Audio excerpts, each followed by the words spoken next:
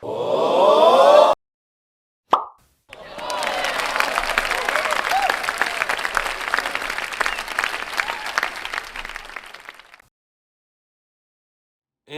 is the technique of photographing successive drawings or positions of puppets or models to create an illusion of movement when the movie is shown as a sequence. In simpler terms, animation is the use of images flashing one after another to create motion. The animation we know and love today is drastically different from where it began, so let's see how we got here.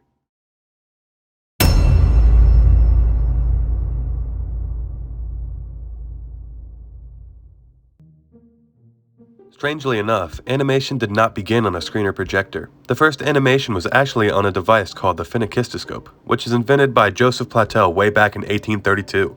The device had two small discs facing each other. One had a series of small holes cut into it, and the other had images of dancing ladies on it. When spun, a viewer could look through the holes and see a repeating loop of motion.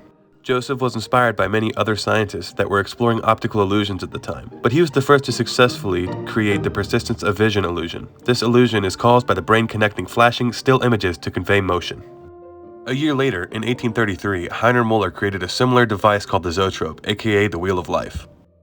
This device worked much like Joseph's phenakistoscope, with spinning images and slits of paper, but it was positioned upright in a cylinder. The images were placed on the bottom and the slits were on the top. In 1877, Charles Emile Raynaud created his praxinoscope, which had a cylindrical structure but lacked slits of paper. Instead, it used mirrors to reflect images on an outer spinning cylinder. In 1880, Raynaud found a way to project the images from the praxinoscope onto a screen by shining light and using reflections. Around this time, Edward Muybridge, an English photographer who loved to study motion, spent his time photographing animals, plants, and humans in motion. One of his most notable works was a sequence of photos he took of a horse galloping, which he gave the creative name of the horse in motion. His goal was to see if all four of the horse's hooves came off the ground at once while galloping.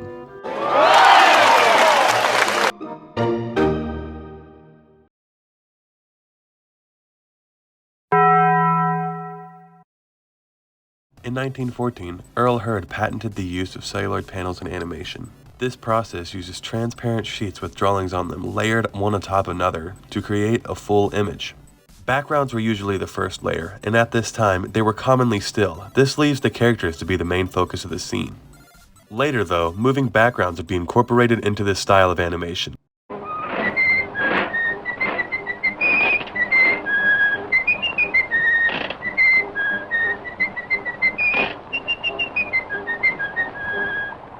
In 1928, the legendary Steamboat Willie cartoon featuring Mickey Mouse was created using celluloid animation. Walt Disney used stationary backgrounds and cycles in his animations. Cycles are small bundles of frames that repeat to convey an idea of motion. An example of this is a running cycle.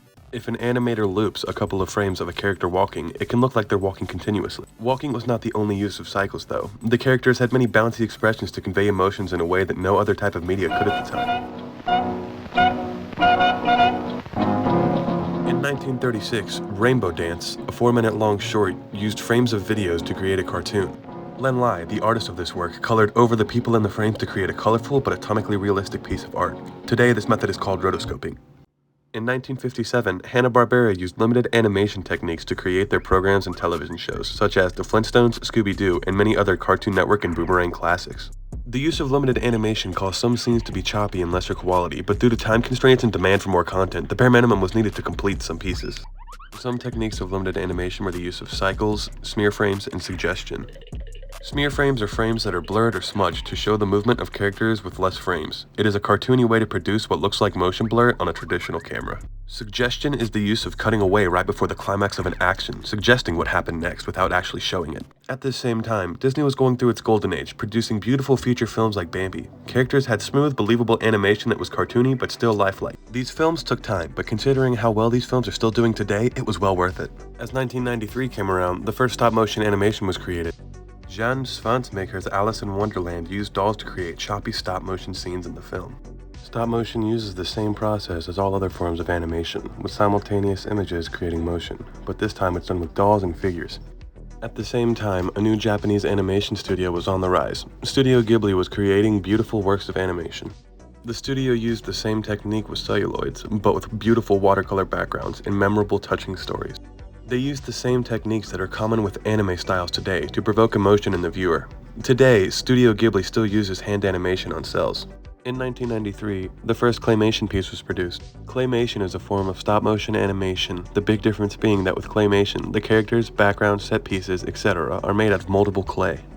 This allowed these things to be able to morph in cartoonish ways that dolls and figures were unable to do so. In 2006, A Scanner Darkly was composed. This movie used a completely new style of animation, and frankly, it looks sick. The entire film was filmed normally, then completely drawn over top of. This gave a bizarre effect of realism whilst having a cartoon and comic-like drawing and shading style. Today, most animations are done in a program called Toon Boom. This program follows the exact formula of celluloids, having layers stacked on top of one another to make an easy divide between characters and background slates, except this form is completely digital. Popular studios have produced shows for Cartoon Network and Nickelodeon use this program to create their shows. 3D animation is also very popular today. Most of Disney, Pixar's, and DreamWorks' recent films have been 3D animated. 3D animation can be completed with numerous programs, some being Blender, Source Filmmaker, Unity, Cinema 4D, etc.